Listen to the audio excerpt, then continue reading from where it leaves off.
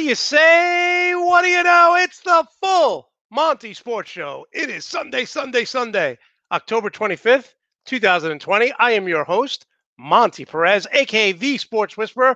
We are week 7 in the NFL. Week 7.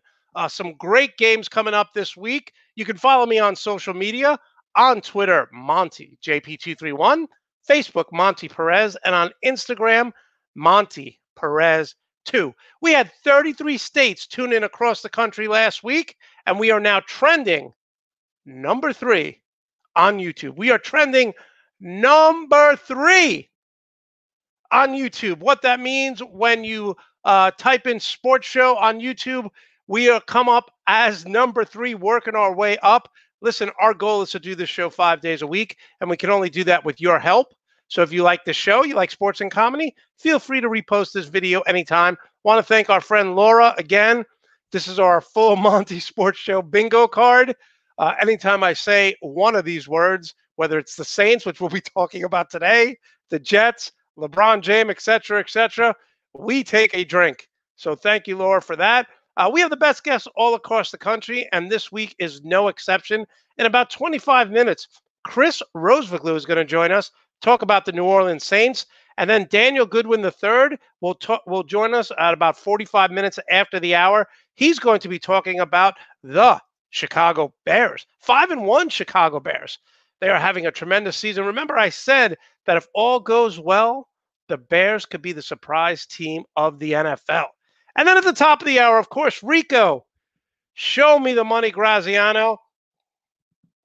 Rico has done a tremendous job. He has 5 winning weeks against the spread, 1 losing week. And in our fantasy football matchup, we are now 3-3.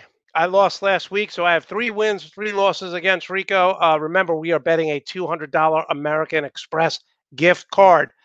But let's start our journey today with this. So I was in Whole Foods the other day, and I brought my mom some flowers. Like a good son should. No special occasion, no birthday, just to say, Mom, thank you. And what does my mom say? My mom says, I don't care what anyone says. You would make a great boyfriend and a great husband. Now, why did my mom have to say, I don't care what anyone says? Is she on some secret chat room? Am I Charlie Harper from 2.5 Men, where exes go in and start talking trash about me? Remember that episode with Charlie Harper? He has the website. He looks on it, and it's all the complaints about Charlie Harper. She says, I don't care what anyone says. I don't care what anyone says. You'd make a great boyfriend and a great husband. And here's my lovely and talented mom right there in the middle, back in New York when it was cold. So yeah, my mom doesn't care what anyone says. So I leave there. I go to the store, and my friend texts me, and he says, hey, man, do you think Adam Gase is getting fired this week? Adam Gase is the Jets head coach. And here's the deal. You're supposed to not call for anyone to get fired in media. When you're in the media, you're not supposed to wish or say this coach or player should be traded or should be fired. I don't agree with that. If you're something that I watch, if you're an elected official, for example, I want the guy in the White House to be fired. If for nothing else, we have over 200,000 deaths in America from COVID-19. So I want him fired.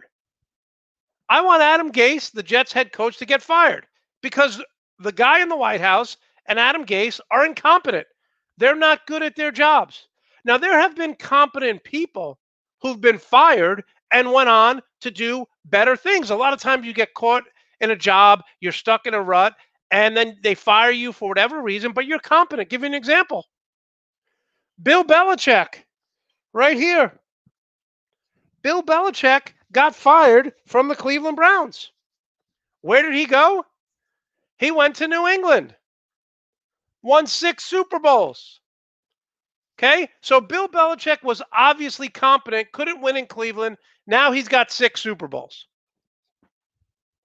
Now, we've all heard stories of people okay, who've gotten fired, like we just said, and go on to do better things. We've also heard of people who've gotten promoted and gone on to do better things. For example, Jimmy Johnson was the Miami Hurricane head coach, won a national championship.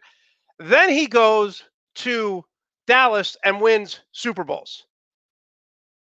Now, it brings me to the question when I got the text and what my mom was saying, has anyone ever been fired and broken up with on the same day?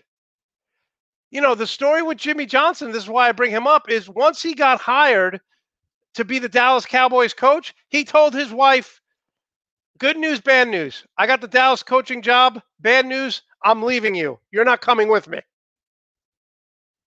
So my question is, has anyone ever gotten fired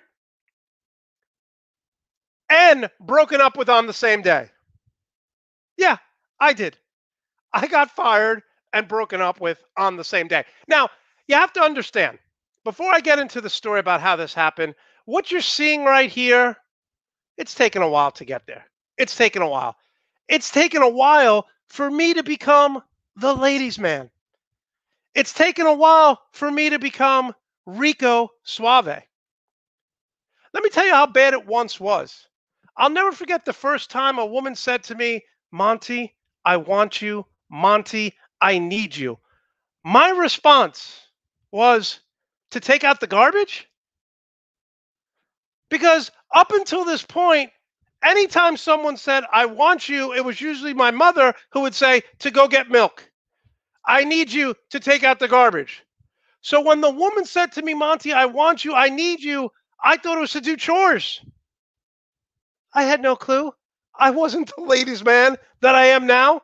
By the way, how lame am I that I'm using a 1990s Rico Suave reference and one of the worst Saturday Night Live movies to tell you about me being the ladies' man? So, back to the story. I was dating this woman, I was bartending, and I'm dating the woman who was the shot girl. Now, I have to preface by saying this. If you have a title in your job that is a girl or boy, you shouldn't be over 35, 40 years old. No one wants to see a 55-year-old cabana boy. No one wants to see a 55-year-old shot girl. So I was working in the bar, and I decided after 5, 6 years of working every weekend, I'm no longer going to work in a bar. I used my college education, and I got a job managing an office. Now, someone may say, Monte, how does going to college get you an officer manager job? Well, here's the deal. I went to college for 5 years. And after 5 years of getting up early, going to class, I was just tired. I was tired of it all. Again, tired of getting up early, tired of going to class, tired of being a freshman. If you're 5 years in college and you're still taking intro to history and basic math, not even geometry, chemistry, it's time to move on. So I got an office job. And the girl I was dating, we'll just call her the shot girl, her claim to fame was that she was an actress. And that was why she was being a shot girl and waitressing, because she wanted to go on auditions. She wanted to be an actress. And her big talking point when we went out in public was that she was in an off-Broadway play. Now, that was true. But I got to keep it real. She was in a play that was off-Broadway. Okay? She was in a play that was off Broadway. Being in your cousin's community theater play at the VFW and Sea Caucus, Bingo Hall, and Fish Fry does not quantify you being in an off Broadway play. I'm just trying to keep it real. She was trying to be an actress, newswoman, reality TV star, and God bless her, she tried. But she was not very good. She was not very good. Again, when you're performing at the VFW, okay, it's just not going the way you want it.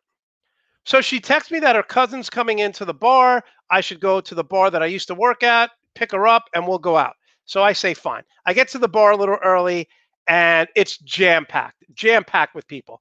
Obviously, a Friday night, so I go to the bar, have a drink. The manager, this guy Mike, who I was friends with, used to work for, is behind the bar. They're so busy. So I have a drink, have another drink. The shot girl comes up to me and says she'll be ready in about 20 minutes. So Mike, the manager, says, look, Monte, can you do me a favor? I'm just going to punch you in. He's like, can you just work for 30 minutes? We're so short staffed. Use my code. I'll punch you in and just get the waiters and waitresses drinks. I said, no problem. I know what it's like to be short staffed. I go behind the bar and I'm just working the service station. Every time an order comes in, it's for the waiter, waitresses. I make them the drinks. So this couple comes into the bar. Now, if you worked in a restaurant long enough, you know whether or not someone's going to be a problem. And I knew these people were going to be a problem. First of all, she was about 6'2", absolutely gorgeous, about 30 years old. He was about 5'1", 55 years old. I don't even know how she had a rock on her finger the size of a grapefruit.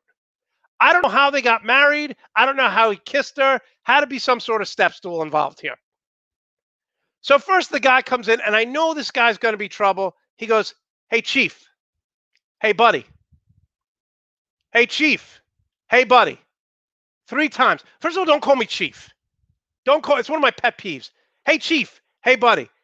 He's like, "Can we get 2 Moscow mules?" Now, let me explain to you what a Moscow mule is. I've worked in the restaurant business for about 7 years in my life. I think I've made 3 Moscow mules in my life. It's a cocktail with vodka, spicy ginger beer, lime juice, garnished with a lime or mint. And like I said, I've never in the 7 years I've worked, I've made them about 3 times.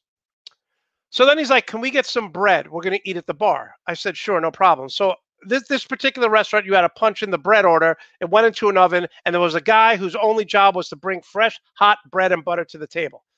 So I punch it in, and he goes, "Hey, Chief, where's that bread?" I said, "I just punched it in. It'll be out. They got to heat it up. It takes about a minute."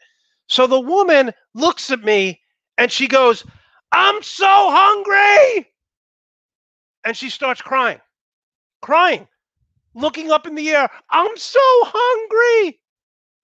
Now, first of all, unless you're under the age of 5 or homeless, don't be crying that you're so hungry, because you're not crying because you're hungry.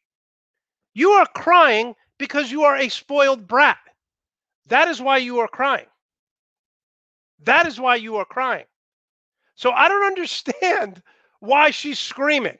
So she's crying, and then all of a sudden, I kid you not, she says to him, "Order food now. I'm going to the bathroom." So the guy comes up to me and he says, "Listen, I'm really sorry. I don't know how to explain this to you, but we've just been diagnosed with a disease. We've just been diagnosed with a disease, and we don't know how we are going to get over this." So I went from having wanting to punch this guy to having empathy. And I said, "I'm really sorry, man. If there's anything I could do." He goes, "Yeah, it's a pretty bad disease." So I don't want to ask, right? I don't know this guy. So he goes, "We've been diagnosed with a wheat allergy. We've been diagnosed with a wheat allergy." This is what the guy says to me. So I respond with, "That's not a disease." He goes, "Oh, no, it's a real disease. The doctor said millions of people suffer from it." I said, "No, my grandfather had cancer.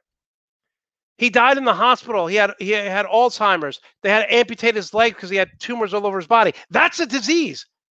Okay? Having a wheat allergy is not a disease." So right away, he's like, "I don't want you to wait on me." Mike is over there in the corner of the matter. He comes over and he's like, "Sir, what's going on?" He goes, "He's committing a hate crime against me." What? "He's committing a hate crime against me." I'm like, this guy cannot be serious. So Mike moves the guy right across the way where he could still see me and I could still see him at a table. He says, "Monte, give them another round of drinks, sir. Your appetizer and these 2 rounds of drinks are on us. We're sorry for the confusion." So I want to strangle this guy, right? This guy is beyond annoying. His wife is complaining. She's crying. I shouldn't even be working. I shouldn't even be working. Okay. So about 5 minutes later, I go back to making the drinks, getting the waiters and waitresses drinks, and and I hear, "Hey man, I want a Moscow mule." I look back, I see They have their appetizer, they have their bread, they haven't even finished their first Moscow Mule. So I'm not going to make him a third Moscow Mule when they have two on their table that they haven't even finished. Go back to making the drinks. 30 seconds go by. Hey, man, I want a Moscow Mule. I look back and I'm like, you little. Ugh. I'm not making this guy another Moscow Mule. He hasn't even finished his first. Go back to making the drinks. Finally, I hear again, damn it, I want a Moscow Mule. And I shout out, you little bastard, I'm not giving you a Moscow Mule. The whole restaurant is silent. All of a sudden, this little guy jumps up on the bar, grabs the bottle, and says, if you're not going to give me a Moscow Mule, I'm going to make my own. And he grabs the bottle of vodka out of the well and starts drinking. Now, I did not see the little person. I did not see him because our bar was about 5 feet tall and he was about 3 feet tall. So the voice coming saying, I want the Moscow Mule was not the couple. It was the little person who I did not see. So Mike sees this guy coming. The guy's cursing at me. He's threatening to beat me up. So I'm seriously thinking, what is going to happen here? I'm having visions of the show Extras with Ricky Gervais, where I'm going to have to fight this little person. And I don't want to do that. Mike comes over. He says, Monte, go in the back room, sir. Please get off the bar. We cannot have you on the bar. The guy gets off the bar. We go back into the room, and Mike's like, what the hell just happened? I said, Mike, the little guy was yelling with his wife. I thought it was him. I didn't even see the guy ordering the Moscow Mule. He's like, Monte, I got to write you up. Write me up. He goes, yeah, I got to report this to corporate. You've been accused of 2 hate crimes in less than 30 minutes. And I'm like, but I don't even work here. I'm doing you a favor. He goes, still, I have to write you up because if they ever complain to corporate and this didn't, I'm like, what are you saying? He goes, Monte, you can't work here anymore. I'm like, Mike, I don't work here. I don't work here. What are you talking about? He goes, nevertheless, I have to write you up. So he's writing me up. The shot girl comes over. She punched out and she goes, what the hell is going on? And I'm like, I don't know what you mean. She goes, you just yelled at my cousin? So I'm like, yeah, your cousin was asking for a Moscow Mule. He's with his girlfriend. She's like, did you call him a little bastard? I'm like, yeah, I thought he was yelling at me. And she's like, Monte, he's been persecuted his whole life because he's small. He's had trouble getting jobs. Now, I was like, what are you talking about? She's like, I never thought you'd be this insensitive. She was talking about this guy who jumped on the bar, not the couple. The little guy jumping on the bar was her cousin. So I'm like, oh my goodness, I'm so sorry. And I just say, wow, it's a small world after all. I didn't know that was your cousin. Now, using the word small again was not the right term, but I didn't mean anything by it. So she's like, you are so insensitive. You're a jerk. Leave me alone. She leaves. She leaves. I text her, doesn't answer me. 3 days, 4 days, 5 days. She doesn't answer me. So I think we're broken up. So there. So I got broken up with and fired. I got broken up with from a girl I no longer wanted to date. Because I thought the guy was saying, hey, chief, hey, buddy. I got fired from a job I didn't want. All in a matter of 30 minutes. So if anyone ever says they're having a bad day, I'm living proof that you could get broken up with and fired on the same day, and it shouldn't really affect you. And that is my bartending story. All right, we start each show with the good, the bad, and the ugly.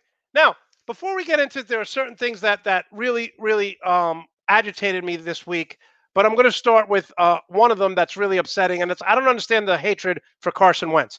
Carson Wentz has been everything you could ask for. I know he's turning the ball over, but he's playing with practice squad players. He lost his 2 tight ends. He lost his starting wide receiver. He lost his running back. Carson Wentz is still getting it done. Getting it done. They beat the Giants. Stop picking on Carson Wentz. This is the game-winning throw. Look at that pass. Look where he places it to a backup running back. Stop the hate on Carson Wentz. He's doing tremendous. Okay? Eagles fans. Now to the bad. The Tampa Bay Bucks hired Antonio Brown. Let's just call it that. They hired Antonio Brown. Tom Brady is super happy with this hire. Tom Brady said that he's going to make us into a championship team.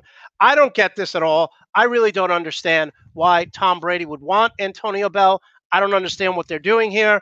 And the reason why I say this is simple. If you just Google Antonio Brown, just Google Antonio Brown sexual assault, stiffing contractors. Why are we giving people who continue to fail and continue to be cancers in the locker room or cancers in our society more and more opportunity? I'm not saying that Antonio Brown doesn't deserve to work again, but I would not take him on my team. I am very disappointed in him. Very disappointed. And now finally to the ugly. Look, we all love Pat Riley, right? Growing up, Pat Riley was the coach of the Lakers, coached the Knicks, coach of the Miami Heat. Pat Riley came out and said that this championship that the Lakers just won has got to have an asterisk by it, an asterisk because of COVID-19 and where they played. Pat Riley also said that because his team was injured, that the Lakers really didn't beat them at full strength. Pat Riley stopped making excuses. LeBron James won because they were the best team in the NBA, and where other teams failed in the bubble, LeBron James succeeded. Veteran teams crumbled, and LeBron James did it. So Pat Riley, you've always been considered a tough guy, a hard-nosed guy, someone who pretty much, is no nonsense. You're making excuses. Your team was hurt. Tough. Part of the reason of being great is staying healthy. LeBron James has never missed a playoff game. And there you have the good, the bad, and the ugly. When we come back, we're going to break down the NFL. I am 58-21 picking games. And then Chris Rosewiglu will join us to talk Saints. You're listening to the full Monte Sports Show. We work hard on Sunday, so you don't have to.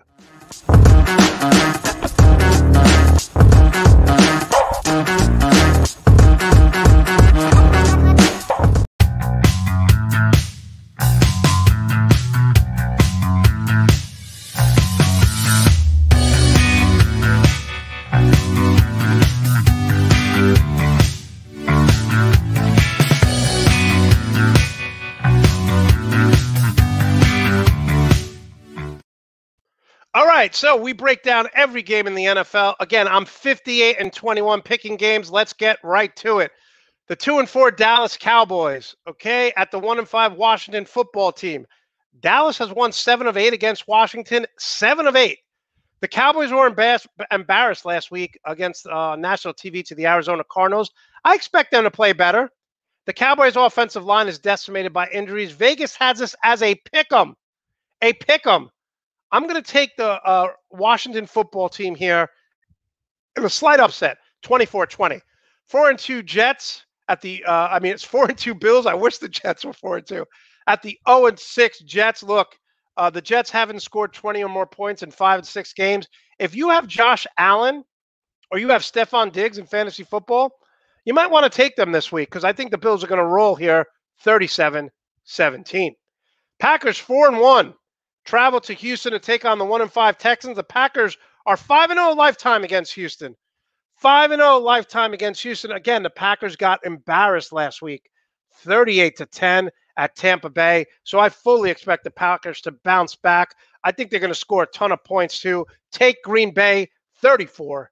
2-3 Lions at the 1-5 Falcons. Look, Julio Jones is back. He's playing great. He's healthy. I think he's going to have a big week against a Lions team that struggles on both sides of the ball at times. So I'm going to take the Falcons now to go 2-5. Falcons rebounding with their new coach. They win 31-27. 49ers 3-3 at the 2-3 Patriots. Jimmy Garoppolo comes back and returns to New England. The 49ers should be able to put up some points here. Listen, Cam Newton said he played bad last week. They struggled against Denver. I'm taking the 49ers here to roll. They win 30-20. 1-5 Jaguars. 1-5 Jaguars at the 1-4 Chargers.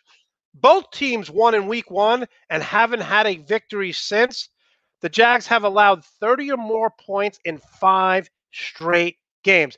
The Jags have allowed 30 or more points in 5 straight games. They're terrible. My boy Justin Herbert's going to come through. I told all of you in preseason that Justin Herbert was going to be a stud. He's going to throw for over 300 yards. Take the Chargers, 33-26. And finally, 5-1 Chiefs at the 2-3 Broncos. Look, the Broncos are playing better, but the Chiefs have owned this rivalry of late. They have won 9 straight games against Denver. Le'Veon Bell should suit up. Remember, the Jets released him, and he signed with the Kansas City Chiefs. He's going to help Clyde Edwards-Helaire. Take the Chiefs in a game closer than most people think, 31-23. And there you have it. Again, I am 51. And, oh, I'm sorry, 58-21.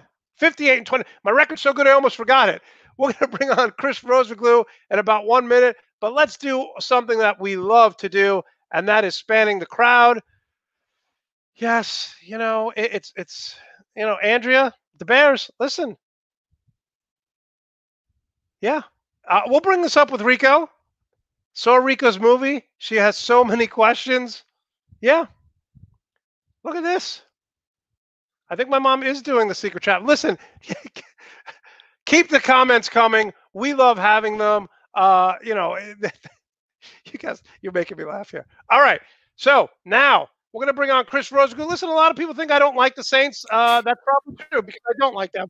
But Chris, how are you doing today? Love having you on the show. There's been a lot of drama this week. I know you went after a reporter. Why don't you talk about that as I get your beautiful Saints background here up for you? Talk about the dispute you're having on social media right now with a reporter. Well, first off, Monte, thank you for having me back on the show. Look, it's an interesting week for the Saints. Obviously, they're frustrated. They wanted Michael Thomas actually to play a couple of weeks ago against the Chargers. That didn't happen. And on Wednesday's practice, he tweaked his hamstring, which it's normal for an injured player to basically overcompensate one injury, and then all of a sudden they hurt a different body part, especially with the lower body injury. And that's what happened with Michael Thomas. And Mike Florio, who, again, Mike Florio has done a lot of good work for Pro Football Talk. They are one of the better sites for football content. He put out the Saints consider trading Michael Thomas, or some league circles are saying they're going to trade Michael Thomas. But when you go click the actual article, it's some people believe the Saints might consider, they'll look to shop him. All these words that are really ifs, they're not really actually true. And talking to other reporters right now, some Saints insiders that I spoke to over the phone on Saturday morning, he's not on the block. And look, every player outside of, I'd say, maybe Patrick Mahomes and Russell Wilson are available for the right price. So to put out Michael Thomas is available for the right price is almost like a no-brainer statement. The Saints aren't looking to trade him. And the other thing is, if they were to trade him, he's $27 million in dead cap space. So you're going to hurt your cap space when the cap is actually going down next season, and you're paying to not have one of the best wide receivers on your football team. It just doesn't make any sense for me. I do think there's frustration with him not playing yet, but in no way with the trade deadline 9 days away, do I see Michael Thomas on the move. So that's why I was frustrated on Saturday morning. Right. Okay. I just want to answer Brad Ward. I'm going to get to the Battle of Ohio later in the show. That's why I did not talk about it now, but I will get to it in my career. And Chris, people are saying, what's that in the background there? Is that Troy Aikman in your top right-hand corner? Yeah, so I have it's an old classic Super Bowl MVP picture. So we got Aikman, we got Joe Montana, we got Jerry Rice, we got Terry Bradshaw, we got Bart Starr. So really, I just have the legends behind me, although I'm not an Aikman guy, but he came part of the picture. I love your background, and there's only one other question. The Saints hat, is that a Spider-Man doll to the right of your Saint hats behind you? Well, we got Deadpool. So a little close. Yeah, that's a tremendous background. All right, let's get right to it. Look, the Saints are 3-2, considering the injury to Michael Thomas, and now Emmanuel Sanders is in COVID protocol, so he's not going to play. Is this where you expected them to be after 5 games? So I'm gonna be honest with you, Monty. I actually thought the only game they were going to lose in that span without Michael Thomas was the Packers one, because the Packers are a great football team. I underestimated the Raiders. This is a Raiders team that, hey, if they beat the Bucs today, we're going to look at them differently. Wins over the Bucs, the Chiefs, the Saints. So the Raiders game I overlooked, but I expected them to beat the Lions. I expect them to beat the Chargers. Not the way they did, though. Those were stressful wins for the Saints fan base there. But I think at 3-2, it's not the worst spot to be in. I think the real big concern is that without Michael Thomas, Emmanuel Sanders really got going the last couple of games. He had 90 receiving yards plus versus the Lions, then 122 against the Chargers. And now he's out because he's on the COVID-19 list. So I think the real concern is we know what an offense looks like without Michael Thomas. What does an offense look like without Michael Thomas and Emmanuel Sanders? So that's a concern for me for this football team. Yeah, listen, this offense drives me insane. Sean Payton drives me insane. Drew Brees will be in rhythm. He'll be leading the team downfield. And I understand if you want to throw a Hail Mary at the end of the half, you bring in Hill. But he brings in Taysom Hill, and they run a 2-yard dive. It's almost like he's force-feeding us Hill. Why are they doing it? It drives me crazy. Look, I'm absolutely agree with you. Last game, especially against the Chargers, there were moments where I was literally I wanted to yell and jump through the TV screen because it's late in the fourth. The Saints need to tie it. Drew Brees is clearly in rhythm, and on third down, you pull him out. Even in overtime, the Saints pulled him out when he was really going. Taysom Hill comes in, gets about 2 yards on a run. Third down, Drew throws an incomplete pass. When you take your Hall of Fame quarterback out of rhythm, it makes no sense. I'm all for the notion that if you're going to use Taysom Hill to jumpstart the offense, I agree with it. Let's say today, if the Saints come out flat, you put Taysom in for a trick play or two, I'm for it. You jumpstart the offense. But when Drew Brees, who hasn't been great this year, is actually in rhythm, I don't understand taking him out. It makes no sense to me. No, it makes me crazy. Like I said, it's almost like they're force-feeding Hill. Listen, this defense to me just doesn't look right. They're giving up 30 points per game, which is 24th in the NFL. And here's the biggest problem I have. One of the things that makes Alabama so great, and I talked about this with my dad last night watching the Dodger game. The Dodgers have over 50 runs with 2 outs in the playoffs. If you can't get off the field on third down, Alabama always converts. It could be third down and 3, third down and 15. The Alabama college, they always convert. They're giving up 48% of conversions on third down, which is 26th in the NFL. That defense is gassed in the second half because they can't get off the field.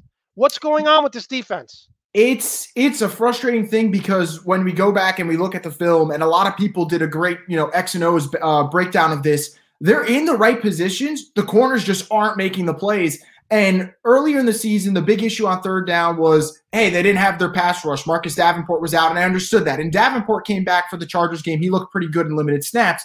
But the secondary is still sloppy. You saw late in that game there was a Mike Williams deep touchdown on an absolute coverage breakdown. Wide open. Wide open. Yep, wide open. And then even before it went into overtime, remember Mike Williams had an insane catch to set the Chargers up for a game-winning field goal. They just ended up missing it, and the Saints got lucky. But that secondary is not playing great. And you mentioned the third down defense, another issue for the Saints. If you're not going to be a great defense, which they're clearly not going to be this year, be a bend but don't break defense, and they're not doing that. This stat I found staggering. 85% of the time when their opponents are getting in the red zone, they're finishing with a touchdown. Wow. 85% of the time. That you're not going to win football games when that happens. No, not at all. And listen, you're going to need to score points. Listen, I don't mind, the Chiefs, the Honey Badger will get some interceptions. They'll get some sacks on the quarterback. Just going back real quick here, you saw Justin Herbert. We talked about this last time. I think he's Rookie of the Year. Some people say Joe Burrow. How good Justin Herbert has played. Yeah, I honestly, coming into this year, I thought Joe Burrow would win easily. And that's because I didn't expect Herbert to play so soon. I also didn't think Herbert was going to be this good. But right now, today, I think Herbert has to be the Rookie of the Year candidate right now. And ironically enough, the one game he missed this year was against the Bengals. So we could have had a Herbert versus Joe Burrow battle, which would have been amazing. But this kid he's special. What really impressed me was he set the tone early in that Saints game. They have Malcolm Jenkins coming in on a blitz, and they also brought in Lattimore for pressure. So you're basically sending 7, 8 guys at a rookie quarterback. He avoids the rush, basically escapes a sack, which would have been a sack for most quarterbacks, rolls out to the right and throws an absolute dart to Keenan Allen in the corner of the end zone. The kid's fantastic. He's got a big arm. He's athletic. The only complaint I have is that in the fourth quarter, the Chargers kind of took, they put the training wheels back on him. Just let that kid loose. They become, you know what it is? They start off super aggressive, and then they play not to lose instead of playing not to win. They become so conservative. It's like watching the Jets with Rex Ryan. It's run, pass. Let the kid throw. We saw let Russ cook with the Seattle Seahawks. They're 5-0 because Russell Wilson is throwing now. Same thing. All right, so you're going to take on the Carolina Panthers. I know when you came on the show in preseason, or it wasn't really preseason, but before the start, we both agreed that 5 games that Vegas had Carolina winning was an absolute joke. They're 3-3. Teddy Bridgewater comes back, who won 5 games with the Saints. Do you think Teddy Bridgewater knows something here that can help the team? You're without Thomas. You're without Sanders. Is this game going to be harder than most people think? Yeah, I think so. When I saw the Vegas line, it was at 7.5. I was thinking to myself, first off, Teddy Bridgewater, believe it or not, against the spread, he's one of the best quarterbacks ever. He usually covers for his team. And the thing is, it goes both ways. Teddy knows the Saints' defense tendencies, but the Saints and Sean Payton know Teddy's tendencies. So I think it's going to be a chance where it cancels out. But Bridgewater and the Panthers, like you said, way better than people expected. We both said 5 wins was way too low. This seems like a team that they might finish 8-8 or 9-7, depending on if they could win those big games like today. But I think the one thing that's interesting is Bridgewater. How is he going to attack this Saints defense? Remember, this is a Saints defense that we mentioned is pretty vulnerable. Teddy has moments where he looks good, and he has moments, unfortunately, like last week, where he doesn't look good. So I think that's going to be important to watch. And the other thing that I think is really important is Teddy's play caller, Joe Brady, who was actually Sean Payton's understudy. I think that's more of a key than even Teddy. I think Brady knows Sean Payton inside out, and he's going to try and prove today that he's going to be, the student becomes the master at some point. Yeah, he was also the offense coordinator last year at LSU. Yep. But one of the things that I'm going to watch for in this game is Robbie Anderson. Robbie Anderson, listen, the Bears defense is one of the league's best. They make a lot of people look bad. Robbie Anderson, the former Jet, had 36 catches coming into that game. He's played well. Their backup running back has played well. Christian McCaffrey's not going to play. This team is better offensively than we think, right? Oh, absolutely. I think the one thing that I made a huge key for this game, if you're the Saints, is DJ Moore and Robbie Anderson. That's one of the best wide receiver duos in the league right now. You need to contain them. You're not going to stop them outright, but you need to contain those two. And the one thing I love, you mentioned it, Mike Davis. I mean, when McCaffrey goes down, you think, oh boy, here we go. The Panthers are in trouble. They're 3-1 since McCaffrey went down because Mike Davis has played so well. The offense is starting to open up, and they've beat some good teams. We've seen the Panthers take it to the Arizona Cardinals, who looked pretty good on Monday night against the Cowboys. So I think this Panthers team is a lot better than people expect. And the one area that impresses me the most is the defense is not nearly as poor as people thought. This was a defense that basically just overhauled the whole roster. They brought in guys like Derek Brown from Auburn. They spent all their draft picks on defense. And although these are young players, they're actually playing pretty well on that side of the ball. So I think this Panthers team, they have the juice. And for anyone that wanted Matt Rule a couple of years ago and didn't get him as a head coach, they're probably pretty jealous right now because he looks really good. Yeah, Matt Rule was the first coach in the history of the NFL, first team to use all 7 draft picks on defense. I mean, he's an offensive-minded coach, but he used it on defense. There are a couple of things about this game. First of all, Mike Davis, you mentioned, I figured he would just be a running guy, but he's caught the ball very well out of the backfield. Teddy Bridgewater does a tremendous job of giving what the defense takes him. Now, he's not a sexy quarterback. He's not going to run like a Russell Wilson or Kyler Murray. He's not going to throw the deep ball, but he almost reacts to what the defense gives him. He doesn't make mistakes. He's not a big turnover guy. How do you see them going after? You see, we're going to see a blitz heavy and basically man-on-man defense on the wide receiver. I think the way to beat Teddy Bridgewater is to put pressure on him because he's not a great – he doesn't move as well as you would think he moved. I saw him – I watched the whole Chicago Bears game, and every time he run, he never got past the first linebacker or defensive. They would tackle him. He's not great with agility. How do you think the defense attacks this offense? Yeah, I think this Saints defense needs to do exactly what you said. They need to bring pressure, and that Bears game was a perfect example. They brought a lot of pressure. They sacked him 4 times. He had 2 interceptions late when it mattered most, and I think you described Teddy the perfect way. You don't lose a football game because of Teddy Bridgewater. He makes the right reads. He takes what the defense gives him. But Teddy's not the type of guy that on a week-to-week basis will just win games and throw for 300 yards and 3 touchdowns and just will you to win. He's a good quarterback. He's not a great quarterback. So the Saints need to attack him with blitzing. But I think what they really need to do, and it's something that's been driving Saints fans nuts, is this year Marshawn Lattimore has not played up to his standard. He's actually been well below his standard. He's had a very down year. Rough year. This is the type of game where you need to trust Marshawn, and I know it's tough to do right now, but he has to play one-on-one man coverage against a DJ Moore or against a Robbie Anderson, and the Saints corners are going to have to win this game for them because if Janoris Jenkins and Marshawn Lattimore play well, like we saw against the Bucs in Week 1, that defense as a whole is not that bad. When they play poorly, which we've seen too many times now, we see how they can get gashed, whether it's the Packers, whether it's the Chargers, whether it's the Raiders, it doesn't matter. So I really think you need to attack Bridgewater, bring in Malcolm Jenkins on pressure, a couple of blitzes with Demario Davis as well, and just make sure you can attack and be aggressive against those wide receivers, because if not, this is going to be a nail-biting game where it comes down to who has the ball last, the Panthers or the Saints. Now, I may be overstating this here because it's still early, but I really think this is a must-win game, and here's why. The next 3 weeks, you got to play the Bears, the Bucks, and the 49ers. Do you look at this as a sense of urgency, like we can't get down, this is a must-win game? I think it depends how you view it. I think if you're saying, oh, the Saints need to win the NFC South, then absolutely, this is a must-win game. I think with that extra wild card spot, it opens up, and the margin for error is a little bit bigger than usual, and you can say, look, 3-3, you get back Michael Thomas, you get back Emmanuel Sanders. It's not all bad because the Saints do have winnable games against the Falcons. Even the 49ers aren't as good as we thought they would be coming into this year.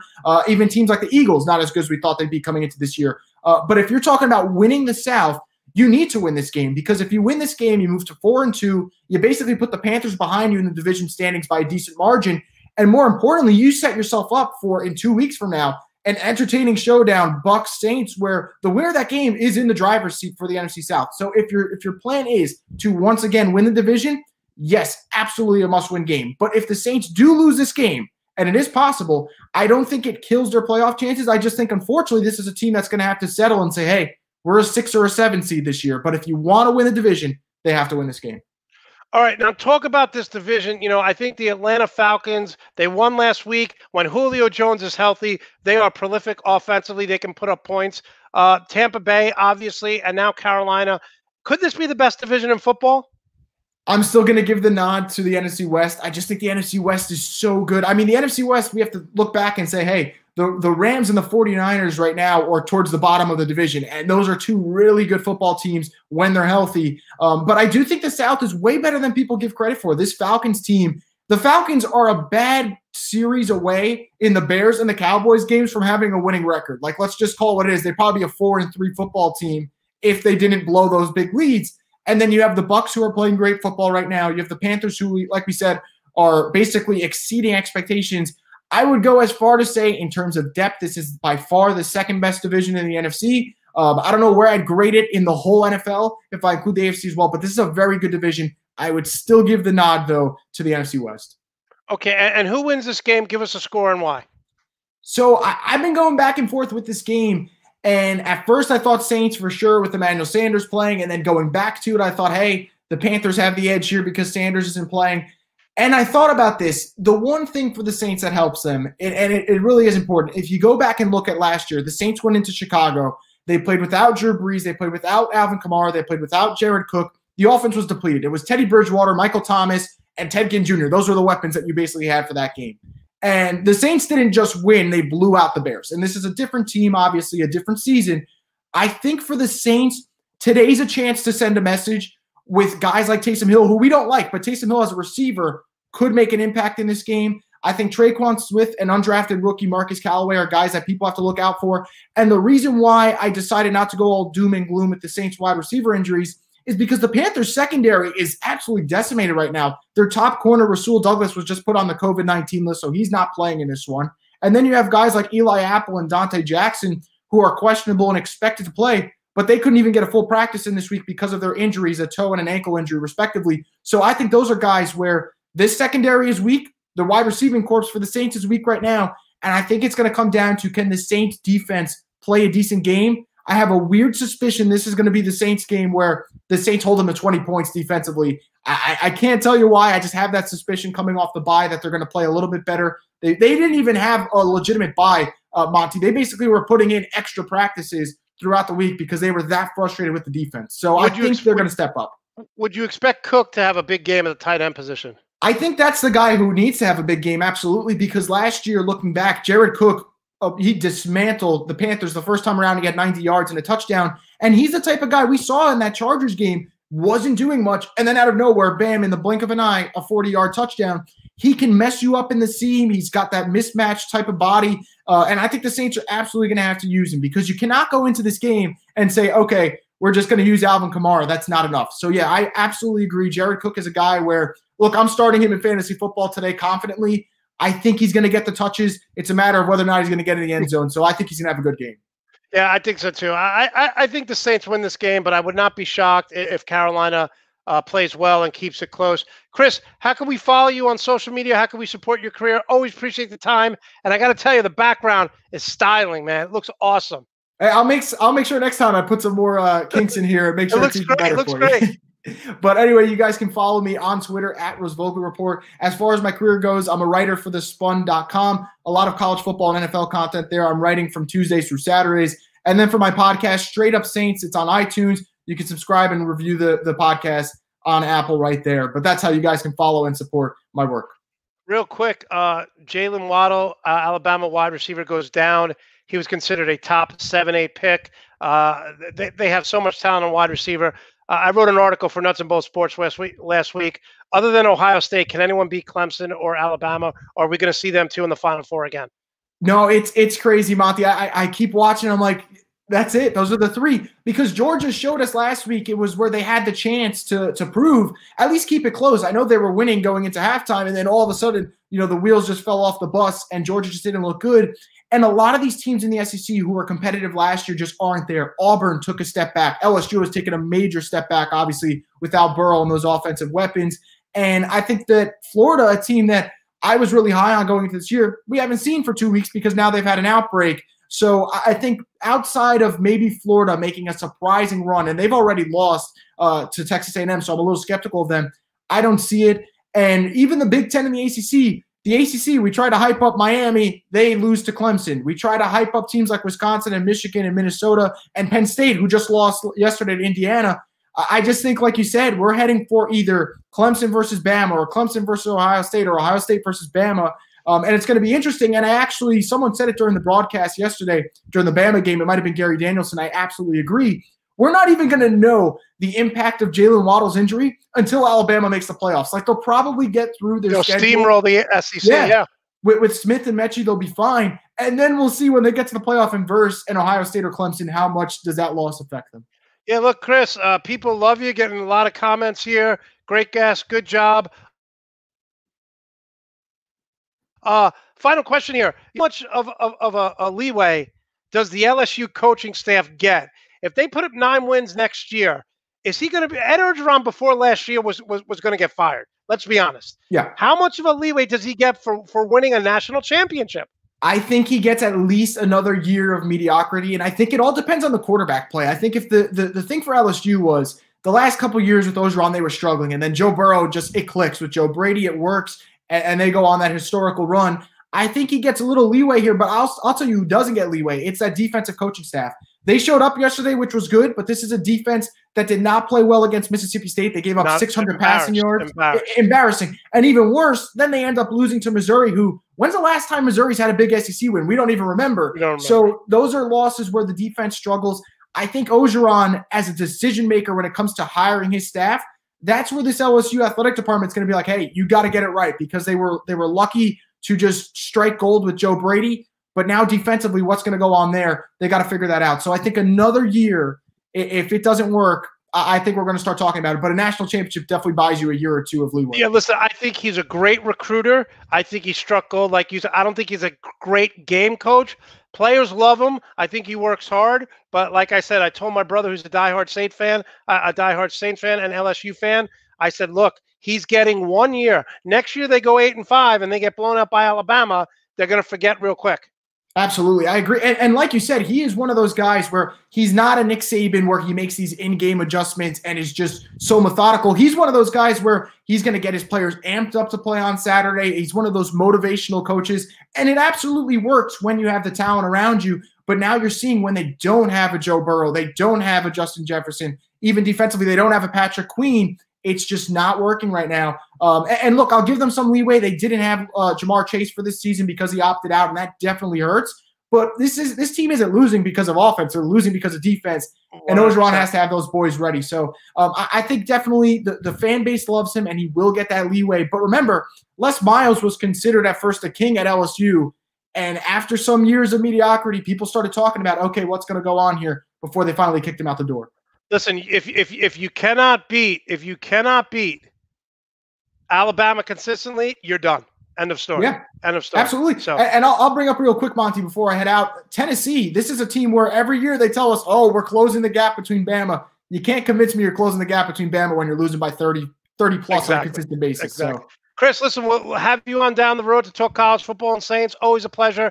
Enjoy the game today, and thanks for taking the time out. absolutely. Thank you for having me, Monty. All right, that was Chris. Listen, Chris does a tremendous job. And listen, I'm so excited to bring on Dan Godwin, the third. Dan, how are you today? I'm doing well. How are you? I'm doing great. Listen, we're going to get into the Bears. Let me set the background up. But we take fantasy football very seriously on this show. And I couldn't believe what you typed in the chat room last week when you said, I sat Derrick Henry, who had over 200 yards. In what world? I'm going to give you all the time you need to explain. In what world are you sitting Derrick Henry? You know, I've got a nice running back stable. That's what I do have. The problem that I had is that, you know, he was off for 2 weeks because of the COVID situation that they had going down in Tennessee.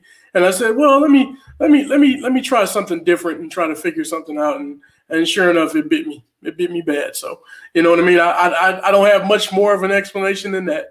I was disappointed in myself. No, I did not lose the game. I actually won. Okay, so you won despite your mistake. Exactly. Right. All right, let's get right to it. Look, my first question, my friend Andrew is a diehard Bears fan, and she hasn't gotten over it that Tom Brady did not shake Nick Foles' hand. Nick Foles has beaten Tom Brady twice, one in a Super Bowl, and now the comeback here on national TV. Does this bother you as someone who follows the Bears? You know, it does bother me. It bothers me because it's Tom Brady. You know, my thing is, what bothers me most about it is that Tom Brady didn't own it. Let's just be honest. That's not done by accident. You don't do it 2 or 3 times by accident. For whatever reason, you don't like the guy. You know what I mean? We take it, and what I tell Andrew is, hey, we take it as Bears fans. I laugh at it a little bit. I don't like it because of who it was. She keeps saying this. She keeps saying Brady disrespected my quarterback. And that's true. He did disrespect the quarterback. But you know what? At the end of the day, we disrespected him because he took the L. That's a great point. That's what I keep like.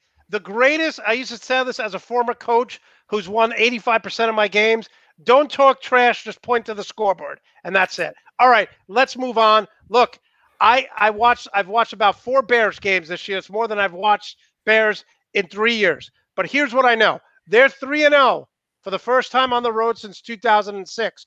Before we get into the offense and defense, I want to talk about the toughness of this team because I got to be honest with you. Every game, they're the only team in the NFL that every game has been a 1-possession game.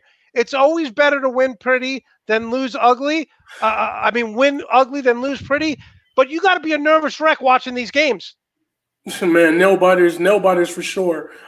We sit here and you know, we have terrible first halves most of the time. We have bad third quarters. I mean, for the first time all season, we scored a touchdown in the third quarter. I was surprised at that last year. I mean, last week. But you were leading in fourth quarter points, so that's good. We are leading in that. We have major comebacks, so you know that's great. That's good. But you know, it gets nerve-wracking to sit here week after week and have the same situation. I hope that we're able to turn that around somewhat and put together, you know, 4 quarters of solid football play. Doesn't have to be great because you're going to have some go back and forth each game or each quarter, you might say. But these games have been so nervous. You're nervous watching these games, right?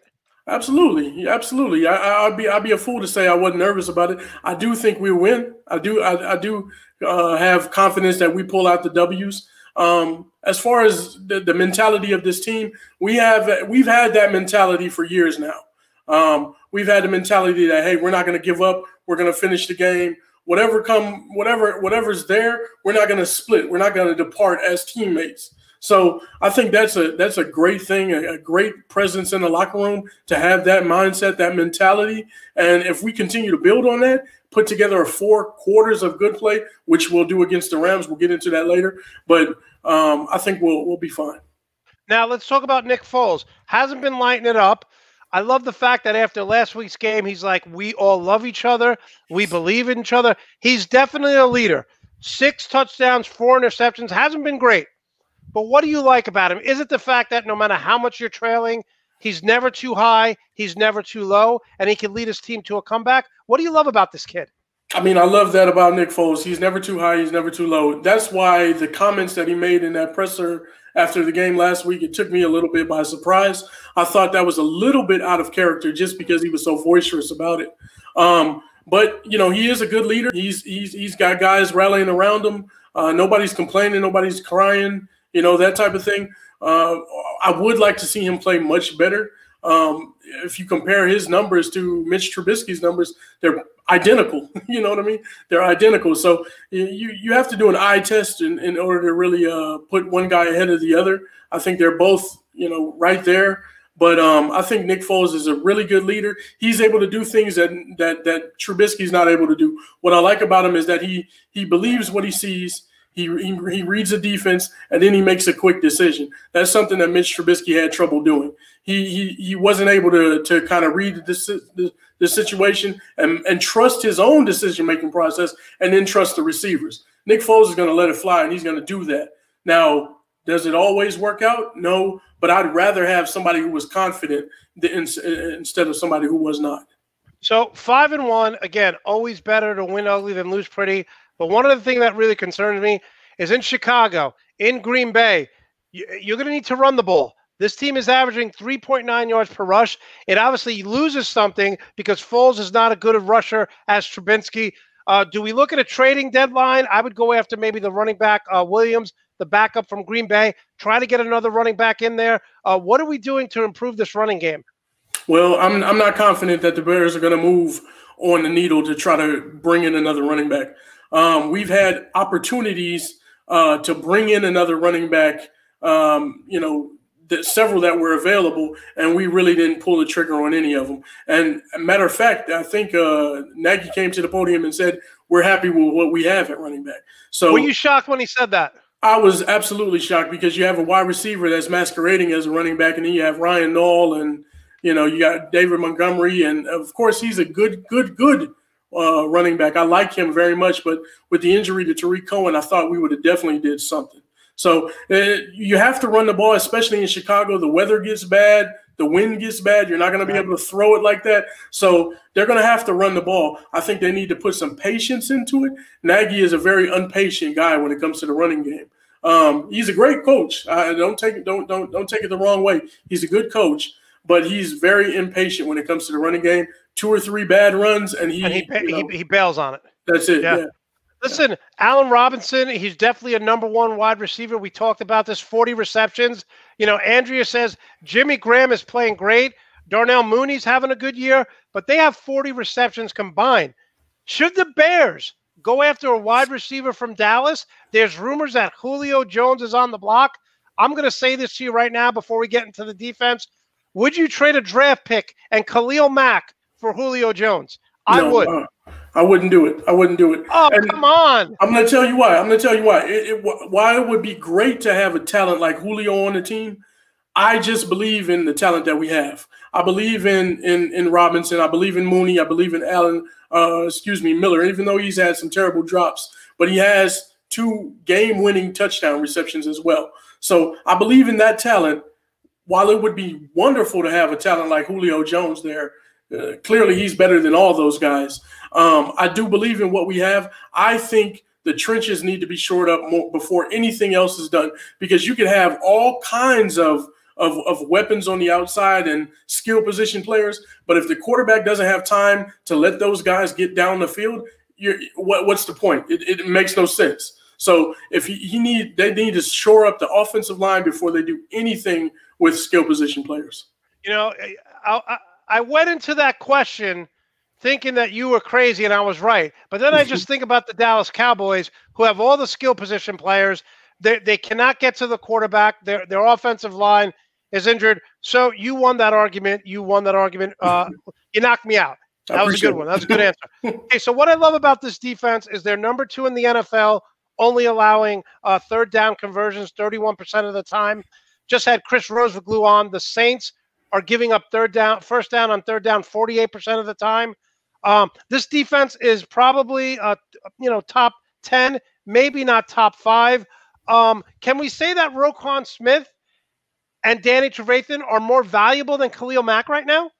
No, I wouldn't say that. And the reason I say that is because a lot of times when it comes to Khalil Mack and a defensive end or an edge rusher, you might say, we put so much stock in the ability to have a sack that you lose focus on the other things that are involved. I got a clip up on Twitter where Khalil Mack literally, he didn't do anything. He didn't push the guy. He didn't move him. He dipped below a block and was able to get in the backfield, read the play, and had a tackle for loss. So tackle for loss go unaccounted for.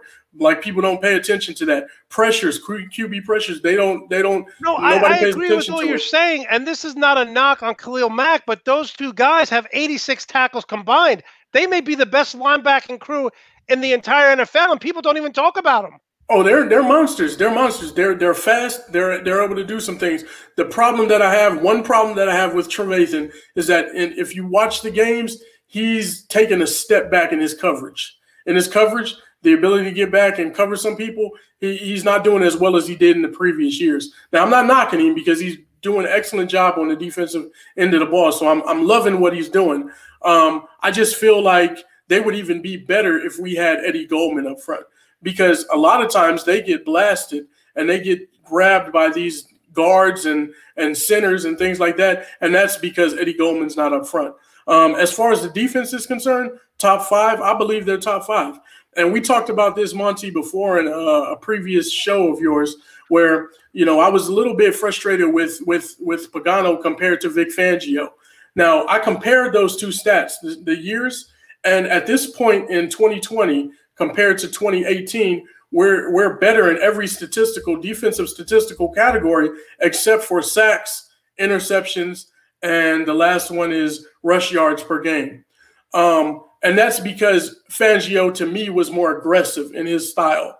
So we much more aggressive, putting pressure on the quarterback. Yeah, much more blitz ready. Yeah, no. Exactly. Listen, I really thought they lost something last year, but they got it back. I watched that entire Carolina Panther game, and Teddy Bridgewater wasn't great. And the reason why he wasn't great is because there was always someone in his face. The defense was flying. That defense is fast. It's aggressive, but it's not overly aggressive where they're going to make mistakes and be out of position. So I love what he's doing defensively. Listen, break down this game. They play the Rams. Is it too early to say that this could be a crucial game for playoff implication? Because I still think the Packers win this division. I still think the 49ers, Seattle wins the division out west. So the loser of this game is battling a wild card, correct? No, I think I did disagree with you there. I think we will win our division. Wow. Number one. Yeah. I'm going to stick to it. But I do believe that it does have playoff implications. I appreciate that Ron Burgundy reference. You think they're going to win the division over my Green Bay Packers? Is that what you're saying right now? I do. I got to stay consistent, man. I got to. Absolutely. Okay. We're 5-1. We're rolling right now. And as of right now, if this season ended, we'd be in first place. But I digress. No one won a Super Bowl in October. I'm just saying. Absolutely. That's absolutely right. I'm just going to put this up here to get you a little off your game. No, that's fine. Aaron Rodgers, that's fine. I really do believe that it does have some playoff implications because you have two teams that are battling. They're in battles in their division, and of course it's gonna, they're gonna be battling for either the top spots in the conference or possibly a wild card berth. So it's going to have playoff implications. I think we do well in this game. I think our defense is going to step forward. One thing I will say is that we've had several calls against us on our defense where touchdowns have been called back. So you think about the takeaways, we might be even up to par with 2018 if we didn't have these referees taking away some of our interceptions and runbacks by Eddie Jackson. I think they were both egregious, to be honest with you. Props for using the term egregious on the Full Monty Sports Show here with Daniel Goodwin. I like it. Absolutely. So, that's the thing. I think we'll be up to task. I think going up against Aaron Donald, that's going to be he's a monster up front, but we're not afraid of anybody else on that team. I'm not afraid of Jared Goff. I think he will make mistakes. Eddie Jackson may get his hands on the ball. Maybe Kyle Fuller does. I don't know. We'll see what happens. Would you say that the way this game is going to be won is that the Rams are going to try to run the ball. They want to run the ball early and often to set up the play action. You just said that the Bears aren't as good against the rush. They're still good. Would you say that if the Rams rush for over 100 yards, that's playing right into their strengths and they'll win the game? Is it going to be one in the trenches? You said you have no confidence in Jared Goff. So is the game plan, look, every game plan's the same, get up early, but get up early, make Jared Goff beat you, not the running backs? That's the big thing. If we're able to put together a good first half to where we can jump out and maybe jump on top of the Rams, then they won't be able to run the ball. They'll have to start passing the ball. And then they'll have to put the ball in Jared Goff's hands, which is what we want.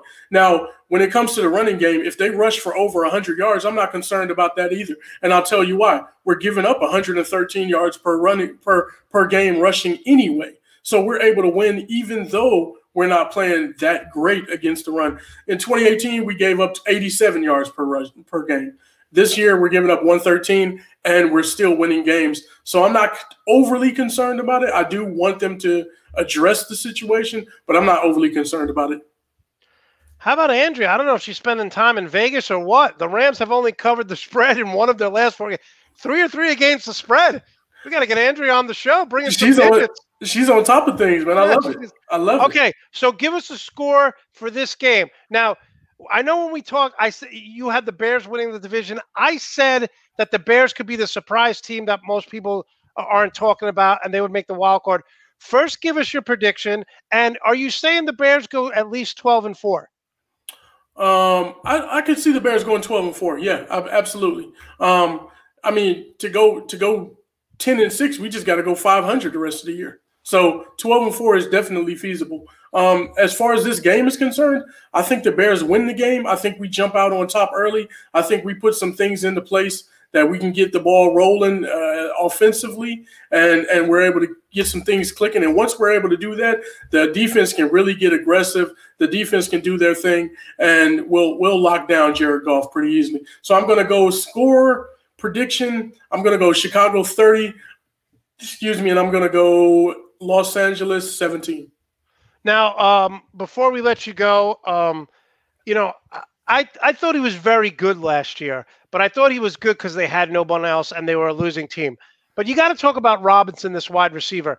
A lot of people didn't think he was a legitimate number one, but he is. He had 97 catches last year. He's got 40 this year. I mean, he can go over the middle. He can beat you deep. Why doesn't he get the national recognition that if anyone else got 97 catches last year, they'd be talking about them all the time. It's almost like he's an afterthought on the national media. Mm-hmm. Yeah, he's not a sexy pick, right? He doesn't have that. He doesn't have that it factor. It's kind of like Keenan Allen out there in Chargerland. Keenan Allen doesn't get the respect that he deserves. Good comparison, I believe. I think they're both possession receivers. They're not the burners that everybody is after, but they are excellent at getting off the line, at strength, going up and making difficult catches, going across the middle. They can run any route out there, and they have enough speed to get deep on you as well. So I think those guys are both very good players. I think Allen Robinson has been wonderful for us. Extend Allen Robinson. I've been saying it since last year. Extend Allen Robinson right now. Please do it. Yeah, he's been tremendous. He was tremendous last year, and now they're winning. So I agree with you. He doesn't get the recognition he deserves. Daniel, how can we follow you and support you on social media and what you're doing? And, I don't know. I think I have the Rams winning this game. I hope they win for my Green Bay Packers. But the Bears, I got to keep coming on because they keep winning. When you first came on the show, we had other guests with you. Now you're a star. You're rising. You're getting your own segment on my show. How can we follow you and support you? Well, I'm on Twitter, of course. You can follow me at Dan Goodwin III on Twitter. On Facebook, Daniel Goodwin III. I do some writing for the Bears Brawl on the brawlnetwork.com, so go and visit it there. Check out some of my articles. I talk about the Bears, talk about some other things as well. And then, of course, I have a podcast where we're entitled The Three Kings. It's part of the Bears Brawl podcast as well. So we're intertwined in that. It comes out on Thursdays every week. So look forward to that as well. Yeah, try to tag me in that so I can promote it on my Twitter page as well, because I'm sure I have a lot of Bears fans who follow me, and I could definitely help you with that. So thanks so much. Enjoy the games today. Enjoy the game tomorrow night. We'll have you on down the road. Always do a tremendous job. We really appreciate it. Thank you so much. Appreciate you having me. All right. Have a great one. Right. Listen, great job on my two guests. Chris Rose covering the Saints, and obviously Dan covering the Bears. And speaking of someone, I don't know if he always does a good job, but he's very entertaining. So let's bring him on. Rico, show me look at that shirt. Wow. Rico, we can't hear you. Still can't hear you. All right, Rico, we're going to kick you out and have you come back in. Hold on, Rico. Come back in. We're having problems with your audio. Listen, Dan brings up some great points about the Bears. They're not winning pretty. They're just battling. But I don't know how you're a Bears fan, because every week, think about this, every week it's a one-possession game. Every week, you watch these World Series, and the World Series, it's just so nail-biting. I can't imagine what Bears fans go through every Sunday. Let's see. Rico, say something. No, we cannot hear you. Let's see if we could try it now. Oh, we're having problems with Rico. Hopefully he'll get right back on. And listen, the Saints game today with Chris Roseglue talking about Carolina, that could be an upset. That could be a very, very big upset. And this Bears game, I don't think the Bears are going to win the division with the Green Bay Packers. So this could be a battle for the wild card. This Bears team, Monday night, national spotlight. Nick Foles has been to the Super Bowl. I don't think it's going to be too big for Nick Foles at all. I don't think he's going to get lost in the moment. But I watched this Bears defense last week, and they are all over the place. They're playing as good as I've seen a Bear. Now, I'm not going to compare them to the 1985 Bears. Let's not get crazy. But the Bears defense has been really, really playing well. And listen, I got to give Dan a shout out. I got to give Chris a shout out. And I got to give Rico a shout out with that shirt. That shirt, that's like vintage Pittsburgh Steelers. Listen, we're going to get Rico's games are going to be the Pittsburgh Steelers at the 5-0 Tennessee Titans. Listen, the Titans are favored by 1. This is a huge matchup. Think about this. 5-0 Steelers at the 5-0 Titans. Little stat for you here. This is the 5th time that teams this late in the season have faced each other who are 5-0. 4 out of the 5 times the team that has won that game has went on to the Super Bowl. 4 out of 5 times. 4 out of 5. So Rico just texted me. He says, he says his computer keeps freezing. He's going to try to reboot it. So we'll get him on as soon as he comes back. But yeah, the other games he's going to do, Tampa Bay Bucks at the 3-2 Las Vegas Raiders. Look, Las Vegas is playing better than we thought. They're 3-2. One of the things we want to look for in this game is Tampa just came off a huge win against the Green Bay Packers, right? The Bucks won 38-10. 38-10. So, are they going to have a letdown? Are they going to have a letdown? Because when you beat the Packers like you did on national TV, are they going to be let down going to Vegas? Are they going to go to the Vegas bars and clubs? Let's try to get Rico back. Rico, 3rd time is a charm. Hello, can you hear me now? Yes, I can hear you now. All right. I was playing around with my eye. I got the Oculus, and I was playing around with it, and I guess it's connecting to it somehow, even though it's unplugged, so I had to use this. Rico, give us a full view of that shirt. Oh, you see my shirt? It's a jacket. It's my It's a jacket I have. I actually found it in my closet. That is vintage stuff. Rico, we can't hear you again. What is going on? No, can't hear you. Retro throwback jersey. We like that, but I can't hear you, Rico. No, nothing at all. Nothing at all. Do you want me to do sign language? I can do sign language. We can communicate that way. All right. Try it one more time. We'll try to get Rico on one more time. Let's see what's going on there. So going back to my point, the Tampa Bay Bucks, they could be in for a letdown here. I would not be surprised if Las Vegas pulls the upset. And then finally, this game is a must watch. I really believe so, because both quarterbacks are going to have big games, throw the ball all over the place. You have the Seattle Seahawks 5-0 at the 4-2 Cardinals. Russell Wilson against Kyler Murray. This should be everything in a bag of chips, which is probably the worst saying I could ever come up with. But if you like offense, if you like quarterbacks who can scramble, right, this is the game for you. This is the game for you. It's going to be, I think it's going to be first one to 35, 36 points wins with these two guys. So you got three great games here that Rico's going to pick. Again, the Steelers 5-0, Tennessee Titans 5-0, Tampa Bay 4-2, Vegas 3-2, Seattle 5-0, Cardinals 4-2. And one final point before we get Rico back on. Jimmy Garoppolo is going back to New England. Okay, he's going back to New England to face off on the team that traded him. The 49ers are now playing better. This is a must-win for the New England Patriots, right? The Dolphins are playing better. They have Tua Tagovailoa, the rookie out of Alabama, is going to start next week. I think the Bills roll with Josh Allen and Stephon Diggs. If you have Josh Allen and Stephon Diggs in your fantasy football, I think the Bills roll here against the Jets. So you have the Bills winning. You have Miami playing better. New England needs to win this game. New England needs to win this game. Cam Newton started off playing well. Then he got COVID. The Patriots had to shut down because several players tested positive for COVID.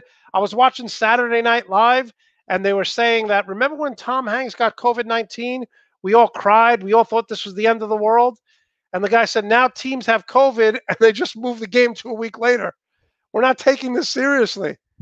We're not taking this seriously. So, it's going to be very interesting to see what happens this weekend, especially these games. Let's try to get Rico one more time. Rico. No, you got nothing. We got nothing. Try one more thing while I have you on here, since I'm also a part-time IT guy. Take off the headset, unplug it off your computer or phone, and just see. Okay, now you're unmuted. Try to take off the unmute button. If you look, it says you're muted. Now try. Nope, can't hear that. I don't know what's happening. All right, Rico, I will carry the show on. We love your shirt. Show us the shirt one more time. No, I can't hear you now. It's all right, Rico. That's all right. Don't worry about it. Look at the look of disappointed. Okay, Rico's going to text us the games. I'm going to go over the games and show you what I pick, and Rico's going to text us the game. Hey, listen, this is what happens sometimes on live TV. You just, things happen. It just doesn't work out. All right, so I'm going to give you the games. I'm going to give you the games that I think is going to win, and then I'll do my final extra point, which is going to be about the Browns and the Cincinnati Bengals. All right, so the Steelers, 5-0 at the Tennessee Titans. Look, the problem that the Tennessee Titans are going to have this game, this is the national game that most people are going to be watching. The problem that the Titans have is they are terrible at getting to the quarterback. They don't put any pressure. And their offensive lineman, Taylor Lewan, is out for the game. Their best offensive lineman. The Steelers lead the league in pressures. Okay, over 70 pressures on the quarterback. So I like the Steelers here. The 1-point game, I like the Steelers. Yes, no Rico's rant. People are very upset that Rico, but I like the Steelers here to win 27-20. So take the Steelers and the points. 4-2 Tampa Bay Bucks at the 3-2 Las Vegas Raiders. Here, this is what we talked about, right? We talked about this with Tom Brady. When Tom Brady went to New England, the team never or rarely had a letdown. Never had a letdown. But after dismantling the Green Bay Packers last week, do the Tampa Bay Bucks think, who is a team that hasn't had a lot of success, do they automatically think that they're better than who they are? The Raiders can put up points. Derek Carr, since the beginning of last year, is one of the top 5 quarterbacks in the NFL. Yeah, Derek Carr under John Gruden in Las Vegas. So I'm going to take the Bucks here to win the game, but the Raiders cover the spread. So I'm taking the Bucks 27-24 Raiders cover the spread. Finally, Seahawks at the 4-2 Cardinals. The Seahawks are favored by 3.5. I'm going to do the same thing here that I did with the Tampa Bay Bucks. The Seahawks cover by 3. I'm sorry. No, I'm going opposite. The spread is 4. I'm taking the Arizona Cardinals to cover but lose the game. The Arizona Cardinals cover but lose the game on a late field goal, 34-31. So, my prediction, we got the Steelers winning big over the Tennessee Titans. We got the Bucks covering the spread. And we have the Cardinals losing but covering the spread. And that is, the weekly segment of picks. Unfortunately, we couldn't get Rico on. We'll have to figure that out by Tuesday. For those of you who don't know, every Tuesday we do a recap of all the games in the NFL, Tuesday, 9 p.m. Eastern time. I know a lot of people are commenting on my shirt. It's getting people dizzy. It's my wardrobe has been good up until this week. This shirt was a mistake. So you got to own up. Rico's picks right here. He's taking Pittsburgh, Cardinals, and Tampa Bay. So, excuse me. The only thing we have differently here is that I don't think the Bucks cover. So that's the only thing we have different there. So now we're going to go. We usually do Rico's rant. We can't do it. So I'm just going to end the show with Monte's extra point. So it is the Battle of Ohio today. You have Joe Burrow in Cincinnati taking on the Cleveland Browns. I think Nick Chubb is obviously injured. So Kareem Hunt is going to have to carry the load, and they should run the ball. But here's the problem I have with this division. You have Big Ben. You have Lamar Jackson. You have Joe Burrow. And then you have Baker Mayfield. Baker Mayfield and the Cleveland Browns, no matter what they do when they play a division game, they are going into each game with the 4th best quarterback in the NFL, in Baker Mayfield. So every game you play Joe Burrow is a better quarterback. Big Ben is a better quarterback. And of course, Lamar Jackson is a better quarterback. So every game that the Cleveland Browns go into, they have the 4th best quarterback inside their division. Now they should win today. They should win today, and they should put a string of games where they'll win because their schedule is easy. But I'm going to say this right now. And this is something that people are not going to want to hear, especially all my Browns fans. But this is an NFL hot take from me right now. Baker Mayfield will not be the Cleveland Browns quarterback next year. And if he does, they will have a backup ready to go because Baker Mayfield, as the number 1 overall pick, was a mistake for the Cleveland Browns. It was a mistake for the Cleveland Browns. And that is my extra point right there. That is my extra point. I want to thank everyone for listening and watching the full Monte Sports Show. Again, we are number 3 trending on YouTube. Number 3 trending on YouTube for sports shows. If you guys like this show, feel free to repost it on social media. Yes, I know this shirt was a mistake. We will fix it. I will talk to my wardrobe person, which is myself. Enjoy the games, everyone. We'll be back on Tuesday, 9 p.m. Eastern Time, to break down Week 7 in the NFL. Thank you for watching. And in the immortal words of Arnold Schwarzenegger, I'll be back.